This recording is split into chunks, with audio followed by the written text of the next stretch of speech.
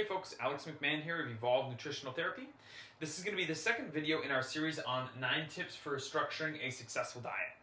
So in the last video, we spoke about setting your protein goals and having that be the number one priority.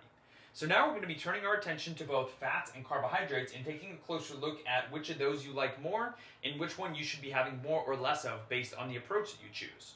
So the big thing when it comes to structuring a diet that you're going to be able to enjoy and adhere to for a long period of time is you always want to be more inclusive of the foods that you enjoy. And when you try to exclude too many of those foods, it's going to be built on deprivation and it's going to chip away at your willpower. Now, I'm going to ask you to take a look at these and say, are you somebody who enjoys more fat-dense foods or more carb-dense foods? Now, if you're somebody who enjoys more fats, you're likely going to do much better on a higher fat, lower carb approach. That's going to allow you to include a lot more of the foods that you enjoy eating. You're not going to have to deprive yourself as much or feel like you're depriving yourself as much, and you're just going to be able to eat in a more natural rhythm to how you like to eat. Now, on the opposite side of that, if you're somebody who enjoys carbs a lot more, you're going to do much better on a higher carb, lower fat approach.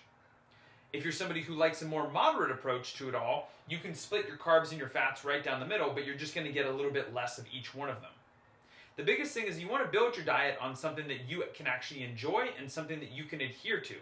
So an easy way to think of this is you want to pick carbs or fats, and you want to, if you enjoy one of those much more than the other, you want to emphasize that and make sure that you're eating a little bit more of that, and then make sure you're eating a little bit less of the other one that you don't care about as much. So you're emphasizing the nutrient that you like and de-emphasizing the nutrient that you don't care as much about. So tip number 5 is to make sure that you're getting enough fruits and vegetables. So I always like to make sure that people are getting at least 4 to 6 servings of vegetables every single day, no matter what approach they're following. And then for fruits, depending on what approach somebody is taking, it's going to be about 2 to 4 servings of fruit. And part of the reason for that is because people who are following a more low carb or even ketogenic approach are going to have a lot more limited variety when it comes to the fruits that they can choose from. One of the reasons that this is so important is because fruits and veggies are a phenomenal source of micronutrition. So your vitamins, your minerals, and then your enzymes when you eat it raw. And then also they're a great source of fiber. Now, another added benefit to both veggies and fruits is that they are going to be very low in calories, but very high in volume. So that means that you're going to be able to stay a lot fuller on a lot fewer calories when you make sure to get enough fruits and vegetables in your diet every single day. And pretty much any diet that's ever been studied that's been extremely healthy, one of the base layers of it is always that those people eat tons of fruits and vegetables. Tip number 6 is going to be to keep your food simple.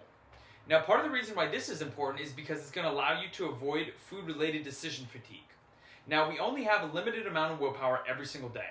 And if you use that on every single dietary decision that you have to make, by the end of the day, you're going to be completely worn out, and that's why people typically reach for the pint of ice cream, the whole sleeve of cookies at the grocery store at the end of the day and not in the morning, is because they're just totally tapped out when it comes to willpower.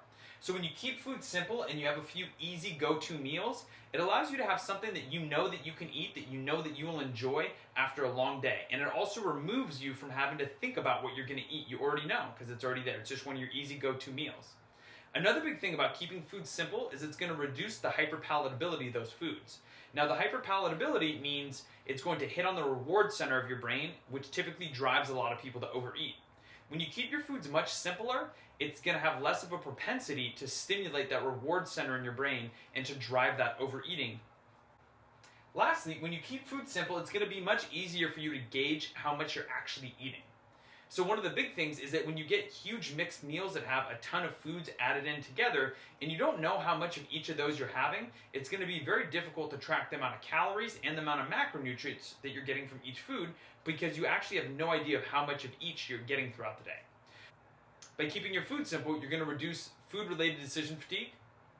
You're going to also reduce the hyperpalatability, which means you're going to have a less likelihood of overeating. And then lastly, it's going to make it much easier to gauge the amount of food that you're actually eating throughout the day. So that's going to be it for video 2 on 9 tips for structuring a successful diet, and I will see you in video 3. Thanks for watching.